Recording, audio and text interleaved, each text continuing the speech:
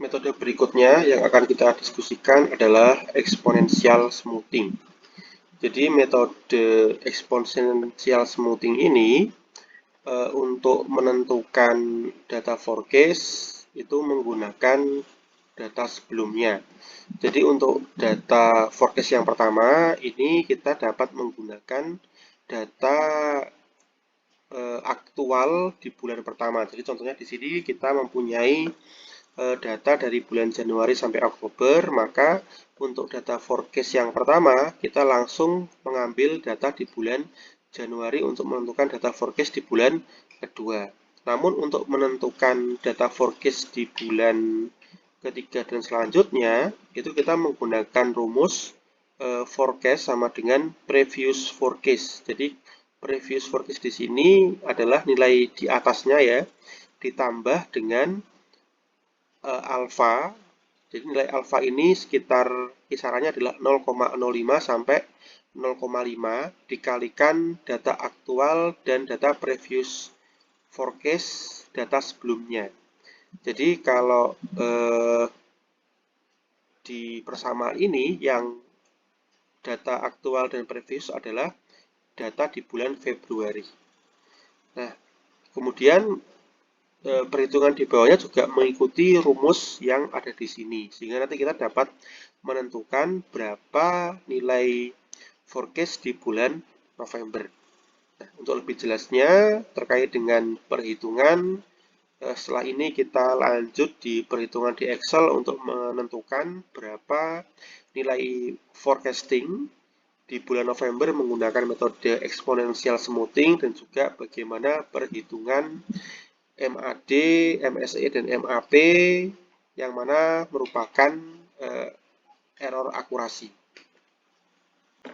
Baik, berikutnya kita akan menghitung forecasting dengan metode exponential smoothing. Nah, di sini kita ada 3 alfa yang digunakan, yaitu 0,1, 0,3, dan 0,5. Kemudian data yang kita miliki dari bulan Januari sampai Oktober dan kita disuruh untuk menghitung berapa nilai forecast di bulan November. Nah, untuk menentukan nilai forecast di forecasting yang pertama, kita dapat langsung mengambil data dari bulan sebelumnya.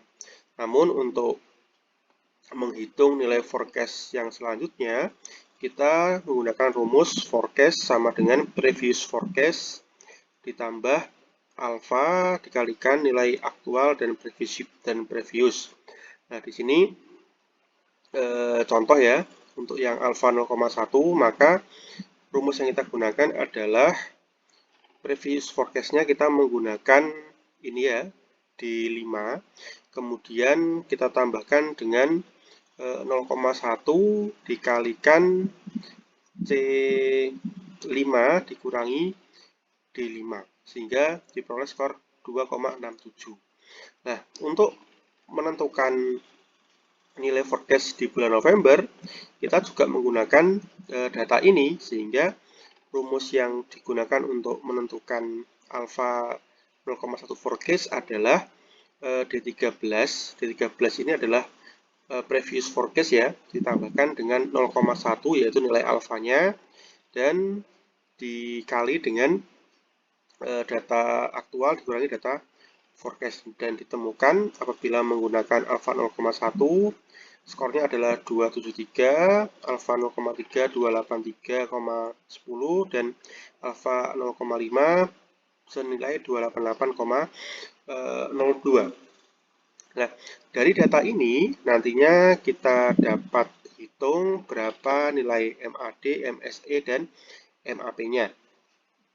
Nah, ini adalah nilai perhitungan, nilai MAD, MSE, dan MAP menggunakan alfa 0,1, 0,3, dan 0,5. Baik, singkatnya dari data ini dapat kita coba simpulkan bahwasanya kalau menggunakan alfa 0,1 nilai MAD-nya adalah 31,39, MSE-nya 2072,58 dan MAP-nya 11,69. Sedangkan kalau alfa 0,3, MAD-nya 29,19, MSE-nya 2229,01 dan MAP-nya 10,64%. Kemudian kalau alfanya 0,5, MAD-nya 31,81, MSE-nya 2364,05 dan MAP-nya 11,52%. Nah, dari ketiga persen alfa yang ada di sini, maka mana yang paling terbaik adalah kita pilih yang nilainya paling kecil. Nah, di sini yang nilai MAD, MSE, dan MAP-nya paling kecil adalah alfa 0,3. Nah, sehingga kesimpulannya, mana dari nilai yang nilai data forecast di bulan November yang kita gunakan, maka kita gunakan yang alfa 0,3 yaitu 283,10. Berikutnya kita akan bahas tentang metode forecasting menggunakan linear trend equation.